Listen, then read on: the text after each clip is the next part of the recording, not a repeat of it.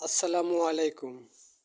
Hello viewers, আরও একটি নতুন ভিডিওতে আপনাদেরকে জানাচ্ছি আন্তরিক অভিনন্দন ও শুভেচ্ছা। আশা করি আপনারা সবাই ভালো আছেন, সুস্থ আছেন। সম্মানিত ভিউয়ার্স, যদি আমাকে কেউ জিজ্ঞেস করে আমি ছবি আঁকা শিখলাম কোথা থেকে বা কার কাছ থেকে কিংবা কোনো প্রতিষ্ঠান থেকে, তখন আমি বলবো আমাদের দেশের প্রাকৃতিক সৌন্দর্য আমাকে যেভাবে মুগ্ধ করেছে, সেভাবেই আমার হাতে প্রথমে পেন্সিল ধরা, তারপর রং তুলি ধরা, এই যে এত এত বিষয়, এত এত আর্ট করি, সকলেই তো আমার বাংলার রূপ, রস গন্ধ, এমনকি বাংলার মানুষের নিত্য নতুন দিনের একটা বাস্তব চরিত্র।